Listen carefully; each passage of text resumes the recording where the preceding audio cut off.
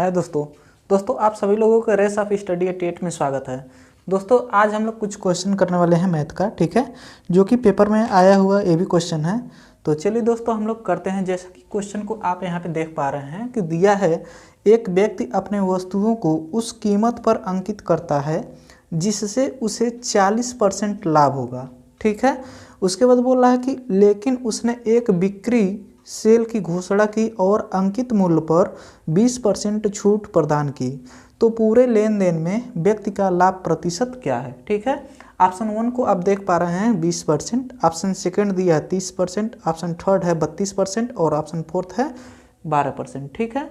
तो चलिए क्वेश्चन एक आ रहा है कि एक व्यक्ति अपने वस्तुओं को उस कीमत पर अंकित करता है जिससे उसे 40% लाभ होगा, ठीक है।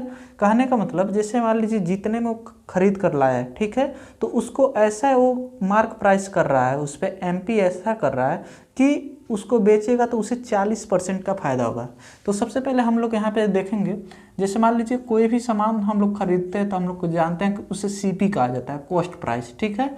तो अगर मान लीजिए कोई चीज़ वो खरीदा उस 100 रुपये में खरीदा, ठीक है, तो उससे क्या करेगा वो मार्क प्राइस जो उसका लिखेगा, ठीक है, तो कितना करेगा 140, तभी तो होगा 40% फायदा इससे, ठीक है। तो 140 हो गया, ठीक है।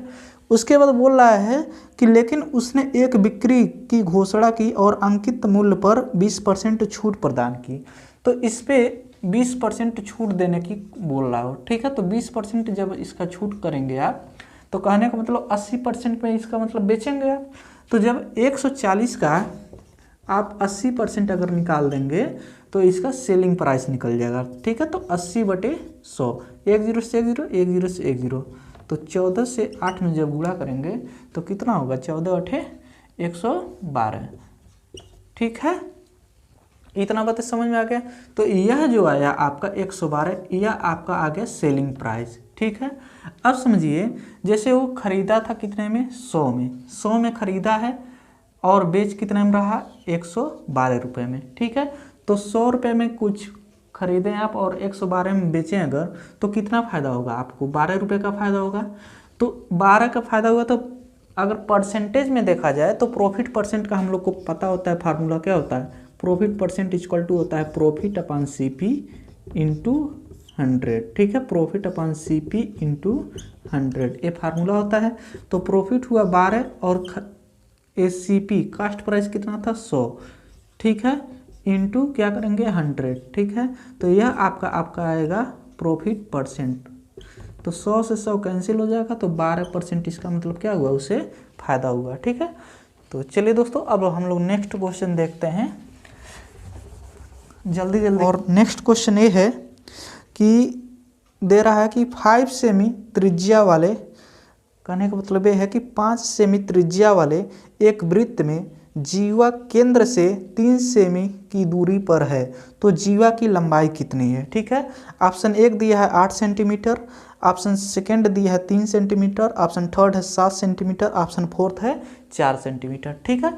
तो समझेंगे बातों को हम लोग। यहाँ पे कह रहा है कि जैसे एक वृत्त है, वृत्त का मतलब एक सर्कल है और इसका त्रिज्या दिया है, इसका त्रिज्या दिया है 5 सेंटीमीटर, ठीक है। तो इसका त्रिज्या 5 सेंटीमीटर दिया है। उसके बाद बोल रहा है कि इसमें एक बनाया गया है 3 सेमी की दूरी पर एक जीवा केंद्र बनाया गया है, ठीक है। जीवा बनाया गया है, जीवा का मतलब होता है कोड, इसको इंग्लिश में कोड कहते हैं, ठीक है। तो यहाँ से सेंटर से जो इस जीवा की दूरी है ये 3 सेंटीमीटर है, तो यहाँ पे 3 सेंटीमीटर लिख दिए। और यह आपका ओरिजिन मतलब सेंटर है, ठीक है। और रेडियस दिया है कितना, 5 सेंटीमीटर। तो देखिए दोस्तों यहाँ से ओ से मान लीजिए अगर यहाँ तक हम खींच दें, ठीक है, तो ये आपका रेडियस कहलाएगा। तो ये दिया है 5 सेंटीमीटर, तो ये 5 सेंटीमीटर हो गया, ठीक है। तो ओ से ए तक ये 5 सेंटीमीटर हो गया, ठीक है। अब समझेंगे बातों को। यहाँ पे ए से अगर यहाँ पे हम बी ले लें, ठीक है, तो ए से बी तक पूरा आपका जीवा है, इसे हम लोग जीवा कहेंगे, यहाँ पे लिख देते हैं जीवा, ठीक है। या तो इंग्लिश में इसे कहा जाता है कोड, ठीक। तो इसी का दूरी पूछ रहा है, ठीक है। तो अब यहाँ से हम लोग देखेंगे, देखिए इस सेंटर से हमेशा इस पे जो जीवा पे पड़ेगा तो यहाँ पे 90 डिग्री का कोण बनाता है, ठीक है।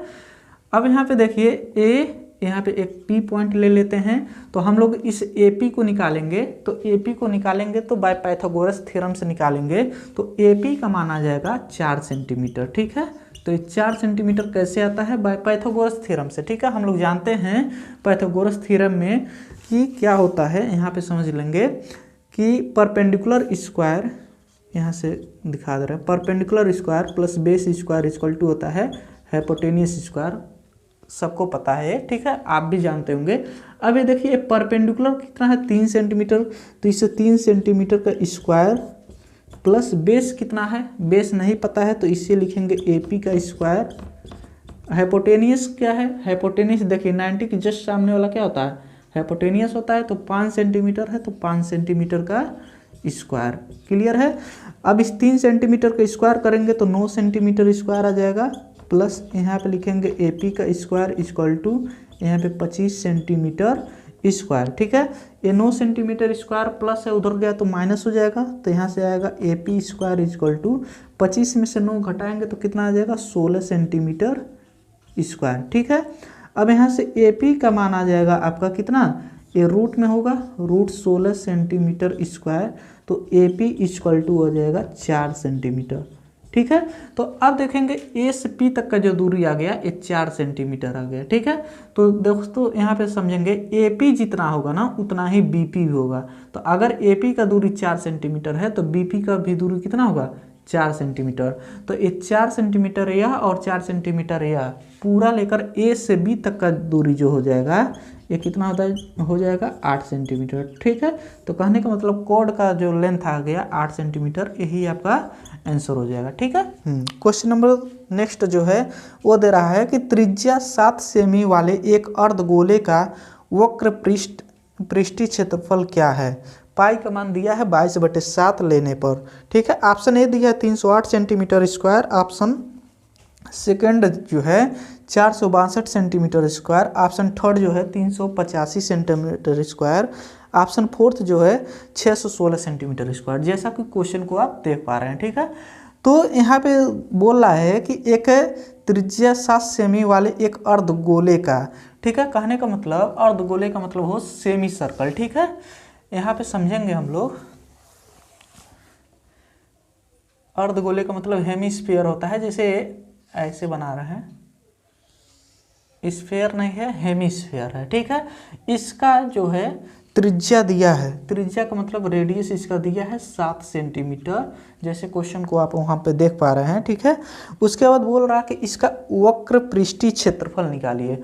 वक्र पृष्ठीय क्षेत्रफल का मतलब होता है कर्व सरफेस एरिया। ठीक है, तो यहाँ से लिखेंगे curve surface area of hemisphere. ठीक है, हेमिस्फीयर इक्वल टू फार्मूला होता है 2πr²। ठीक है, इसी को कहा जाएगा वक्र पृष्ठीय क्षेत्रफल ऑफ अर्धगोला। ठीक है, अब यहाँ से हम लोग जानेंगे ये 2 पाई का मान दिया ही है 22/7 इंटू रेडियस का स्क्वायर। रेडियस कितना है 7, तो 7 गुणे 7, यहाँ से 7 हो गया, 22 से 7 में गुणा किए तो 154, तो 2 गुणे 154। अब इसे 2 से जब इसमें गुणा करेंगे तो 2 चौको 8, 2 पचे 10, कैरी 1, 2 9 2 3, तो 308 सेंटीमीटर स्क्वायर आपका क्या हो जाएगा, आंसर हो जाएगा। ठीक है दोस्तों, तो ये तो हुआ आपका इसका आंसर, जो कि ऑप्शन नंबर आपको फर्स्ट ऑप्शन नंबर इसका सही हो जाएगा। ठीक है, चलिए दोस्तों नेक्स्ट क्वेश्चन हम लोग देखते हैं। अब नेक्स्ट क्वेश्चन क्या दिया है, नेक्स्ट क्वेश्चन दिया है दी गई आकृति में AP एंगल BAC को द्विभाजित करती है। ठीक है, यदि AB equal to 4 centimetre, AC equal to 6 centimetre है, ठीक है, और BP इक्वल टू 3 सेमी है, तो CP की लंबाई क्या है। यहाँ पे देखिए फिगर को हम बना दे रहे हैं, यहाँ पे ऐसे ये फिगर है,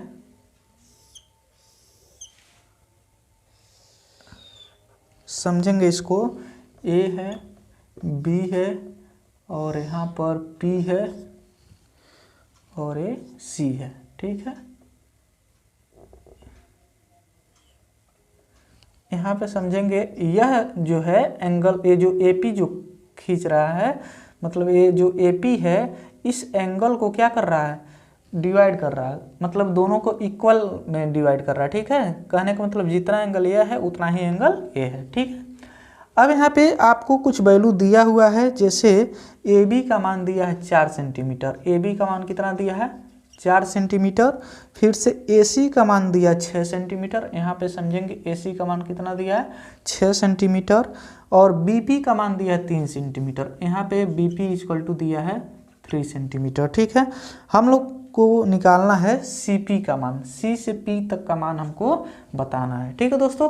तो देखिए यहाँ से हम लोग पढ़े हैं कि जैसे ये एंगल जो है, ठीक है, इसको इक्वल अगर डिवाइड कर रहा है ना, तो इसके कोरोस्पोंडिंग एंगल आपस में क्या है इक्वल है, और कोरोस्पोंडिंग साइड भी आपस में क्या होते हैं इक्वल होते हैं। तो यहाँ से हम लोग सिमिलरिटी में पढ़े हैं कि इसका रूल होता है कि A B upon ratio equal होता है ना, A B upon A C equal to B P upon C P.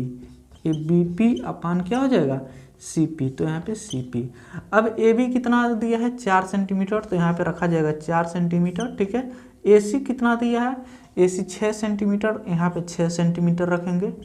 B P कितना दिया है 3 सेंटीमीटर, तो यहाँ पे 3 सेंटीमीटर अपन सी पी रखेंगे, ठीक है। इस सेंटीमीटर से सेंटीमीटर यहाँ पे तो कट गया, ठीक है। यहाँ पे समझेंगे ये 2 से कट जाएगा, 2 दूना 4, 2 3 6, तो यहाँ पे आया आपका 2/3 इक्वल टू यहाँ पे 3 सेंटीमीटर अपान सी पी, ठीक है। हमको सी पी का मान चाहिए। अब इससे देखेंगे 3 से 3 में गुणा करेंगे, क्रॉस मल्टीप्लाई करेंगे, तो यहाँ से आएगा 2 सी पी, ठीक है। और 3 से 3 में करेंगे जब गुणा तो 9 सेंटीमीटर, ठीक है। तो अब यहाँ से सी पी इक्वल टू लिखेंगे 9/2 सेंटीमीटर।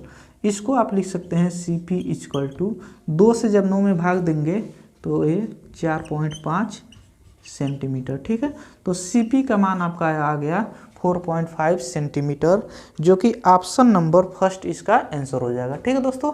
तो चलिए दोस्तों आज के लिए बस इतना ही, फिर मिलते हैं नेक्स्ट वीडियो में। थैंक यू दोस्तों, यदि अच्छा लगे तो वीडियो को लाइक ज़रूर करें। Thank you.